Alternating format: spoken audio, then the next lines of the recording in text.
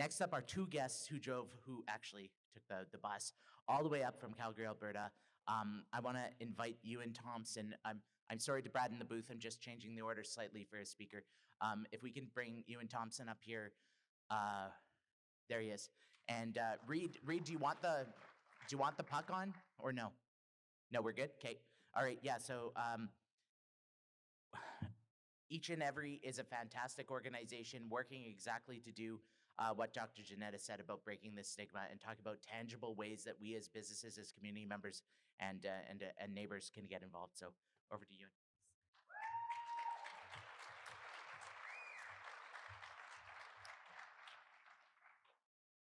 There we go. Okay. Hi. Thanks everybody for coming. Thanks for being here. Janetta, thanks for kicking us off there. She talked a lot about the love of the community, and you can really see it in her. You can see it in Chanel and some of the other folks that are here tonight. I'm going to talk a little bit more about the fight she referred to. So my name's Euan. I'm up here from Calgary, Okinsis Treaty 7. What we're doing here tonight is treaty work. We are all treaty people, as Chanel will tell you. And thanks for being here. You can contact me at any of these things afterwards. I'll have this slide at the very end as well, so feel free to take a shot of that or whatever. So I'm going to go into what the Alberta model of wellness is all about. We've been talking a lot about this over the last few years. We watched it roll out when this government took power, the UCP government. I'm not going to read this. This is their wording, but I'm going to focus on one word that's in there. At the very bottom, it says addiction and mental health issues. The addiction thing, as Janetta said, this is not an addiction crisis. We are not in an addiction crisis. We are in a toxic drug emergency. And that part is very important because the political framing that we always hear is that this is all about solving addiction. But we're not actually taking measures really to solve addiction here when we're in a crisis that's killing 2,000 people a year almost in Alberta from toxic drug, unregulated drug supply. So this is kind of what the Alberta model would look like, visualized kind of in a tree of life sort of format. You've got this life free of illicit drugs that leads to improved health, well-being, and quality of life, right?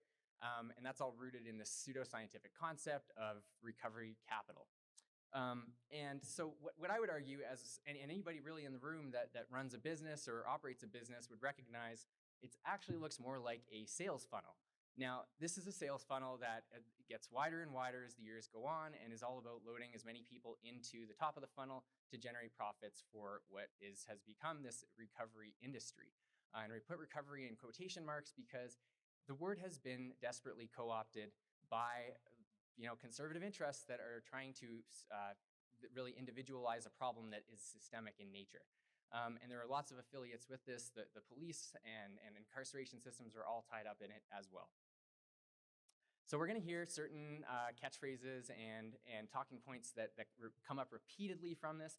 So your chief of police here, Dale McPhee, will tell you that the solution to meth is not housing, completely misunderstanding the issues behind both of those things. You'll hear Marshall Smith, the Premier's Chief of Staff, one of the most powerful political people in the country right now on the Conservative side, and definitely a name that you should know by now, tell us that we need to maintain a shroud of stigma around addiction. Mike Ellis, the public safety minister here in Alberta, will tell us that the police have to be at the center of our response to this, that open-air drug use can't be tolerated, et cetera, et cetera. And it's not about throwing people in jail. It's these people who are afflicted with the illness of addiction. There it is again. And all three of them together will tell you that it doesn't matter. We don't need decrim. We already have de facto decrim, right? So that's just another way of saying let the police handle it. It's all under control. Does it look under control to you? In Alberta, we had a deprescribing moment that happened in about 2016. And that's the dotted line that you see on that graph there. That has come down about 33% in Alberta, opioid prescribing by physicians, nurse practitioners.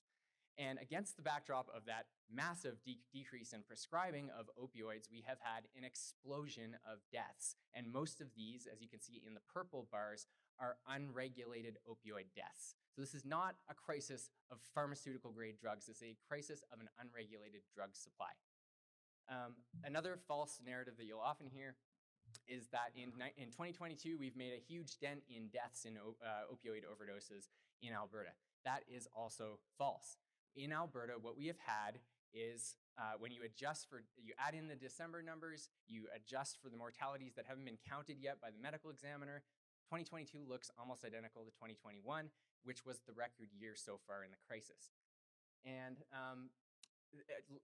this whole thing really is rooted, and the reason that we can't get through, the reason this feels so intractable, is that we don't have any oversight over this recovery, pseudo-recovery treatment industry that's going on. We don't know any of the things that I've listed here in this tweet that I put out at one point. And so, like, if we don't know how many people are dying in these programs, we don't know how many are dying in the months and weeks after participating in these programs, it's pretty hard to evaluate them, isn't it? So what we get instead of this oversight and evaluation is in fact a model that is focused on surveillance, which is best exemplified by the personal health numbers being captured at supervised consumption sites. We get coercion, which is best exemplified by the police being able to force people into treatment when they're being held in cells. And we get control, which is best exemplified by Ophelia Black currently suing the government for stripping her off her prescription opioid, which has kept her off fentanyl for the last 2 years. The Alberta model is also very closely linked, and this is something many people don't know, to far-right extremist politics. The Vancouver is Dying feature film that was put out earlier this year by a guy named Aaron Gunn, who's closely linked to far-right networks, including Take Back Alberta and the Pacific Prosperity Network, was actually funded by the Pacific Prosperity Network, or backed by it at least. That's a network backed by Lululemon founder Chip Wilson, also a massive property owner and investor in Vancouver. And that movie ended up kind of spinning off into that Canada is Broken 5-minute short thing that Pierre Poilievre did down on Crab Beach. Marshall Smith was right in the middle of both of those, the Premier's Chief of Staff. We're seeing a lot of information, indications right now that organizations like Last Door Recovery, currently under investigation for having contracted somebody who's accused by dozens of people of sexual assault at their facility, or in the vicinity of their facility anyway.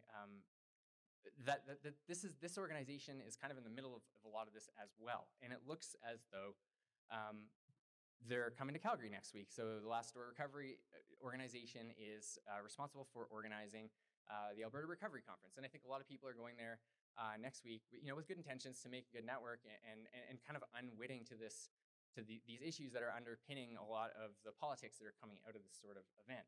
So I'm going to come back to this in a minute, but you're going to see people like Chief McPhee show up and talk about decriminalization.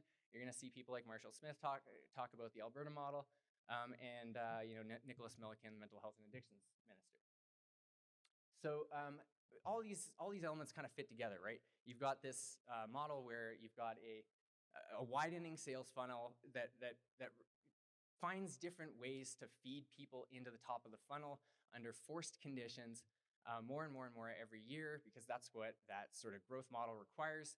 And at the end of the day, for the most part, it's people that don't necessarily need treatment. They need housing, they need safe supply, they need other things, they need options more than anything. And we're not giving them those. So is the Alberta model actually working? We've seen this graph already. I showed this. This is kind of just the adjusted for December numbers, if the government was being honest about them. And when we look at it beside BC, you can see that the trend is almost identical year by year. They don't really change. You know why that is? It's because they're the same model. BC, as Duncan Kinney reported in Progress Report yesterday, has 2.5 times more treatment beds than Alberta. And yet Alberta keeps talking about how it's all treatment focused and recovery focused and so on and so forth. BC's been trying this for decades, and so has Alberta for that matter. And it's not working because it's a toxic drug poison crisis. So we can't deal with it by treating addiction only. So the Alberta model, it's a grift. It loads people in at the top of the funnel, it extracts wealth from them, and it recycles them back through that funnel over and over again. And sometimes they die, sometimes they make it, but it's not fair either way because we're not giving those people options. So what do we actually need to do? We need to start by thinking about how we're going to regulate the drug supply and keep people safe while they're being exposed to these toxic drugs. So this is a graph I've been sort of updating month by month as the numbers have come out since the summer. And in the yellow, you can see the frequency of people that overdose at SafeWorks supervised consumption site. This is kind of a good proxy for how toxic the drug supply is in any given month. And so these numbers are tracked by the workers at SafeWorks. And you can see how closely it correlates with the orange line, which is the number of deaths across Alberta. This is like, we've seen this trend before now, where we're on this very steep increase in overdose frequency at SafeWorks. I am very concerned. Everybody should be very concerned that we're heading into another storm of increasing overdose deaths, and the numbers seem to be indicating over the last few months that we are. So what are we going to do about this? If you care about far-right extremist politics, far-right nationalism in this country, I think you should be paying attention to drug policy. This is for good reason, because drug prohibition and white supremacy are kind of one and the same in this country, if you look at the history of drug prohibition.